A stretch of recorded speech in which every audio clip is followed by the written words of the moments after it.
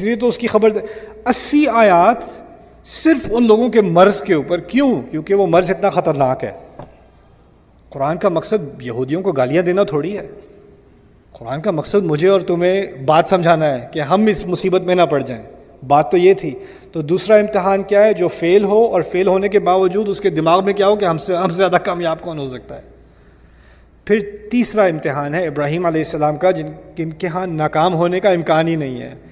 مشکل سے ترین امتحانات، اور وہ سب میں کامیاب ہوئے. سب ایک کے بعد ایک میں کامیاب ہوئے. اب ہمارے سامنے 3 امکانات ہیں. ایک امکان ہے کہ امتحان لیا جائے اور ہم بغیر گرے پھسلے کامیاب ہو جائیں. دوسرا امکان وہ ابراہیم کا امکان ہے. دوسرا امکان میرے سامنے کیا ہے کہ میں ناکام بھی ہوتا رہوں اور اپنے اندر ایک مرض ڈال لوں، ایک جھوٹی قصہ کہانی ڈال لوں کہ میں بہت کامیاب ہوں.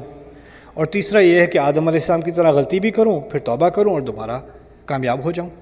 3 سیناریو. اب کہا گیا کہ تمہارا امتحان لیا جا رہا ہے. تو اس نقطہ نظر سے بھی سمجھ لیں کہ جو بات بقرہ میں ہو رہی ہے، سمجھایا جا رہا ہے کہ اب امت کس مقام پر کھڑی ہے. وہ ہر انسان اپنے آپ سے پوچھے میں کہاں کھڑا ہوں. کیا میں گر چکا ہوں؟ اگر میں گر چکا ہوں تو مجھے آدم علیہ السلام سے سیکھنا چاہیے. اگر میں کئی سالوں سے گرا ہوا ہوں اور اپنے اندر میں نے اپنے آپ کو ایک جھوٹ بتایا ہوا ہے کہ میں سب سے بہترین ہوں، سب کے اندر خرابی ہے، میرے اندر تھوڑی ہے، باقی سب میں خرابی ہے. کچھ مسلمانوں میں کیا مرض ہوتا ہے؟ وہ دیکھتے رہتے ہیں کس میں کوتاہی ڈھونڈوں.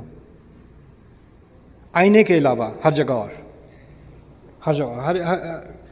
اس میں یہ خرابی ہے، اس کو نماز پڑھنی نہیں آتی، اس کی تجوید خراب ہے، اس کا یہ، اس کا لباس، اس کا وہ، اس کا یہ، اس کا علم.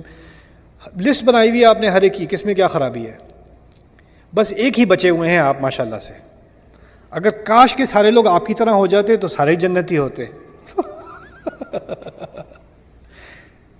کیونکہ اگر ہم نے کچھ کیا بھی ہوگا تو باقی کی طرح تو نہیں. لن تمسنا النار الا ایاما معدودا، وہی تو ان کا مرض تھا. آگ تو ہمیں تو تھوڑی چھوئے گی. آگ تو بنائی باقی لوگوں کے لیے گئی ہے. اس لیے تو میں سب باقیوں کو بچانے کے چکر میں تو بچا ہوں. میرے پاس تو ٹکٹ ہے یار، باقیوں کے پاس نہیں ہے.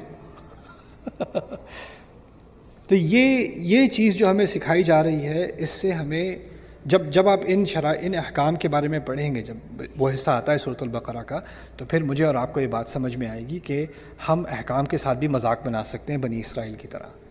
ہم اس میں کوتاہی بھی کر سکتے ہیں آدم علیہ السلام کی طرح. ایسا بھی ہو سکتا ہے. اور ہمیں کوشش یہ کرنی چاہیے کہ ہم اس طرح سے کامیاب ہوں جس طرح کہ ابراہیم علیہ السلام کامیاب ہوئے تھے. اسی لیے سورۃ الحج کے آخر میں ہمیں کہا گیا ہے ملت ابیکم ابراہیم ہوا سماکم المسلمین. تم اپنے والد ابراہیم علیہ السلام کے مذہب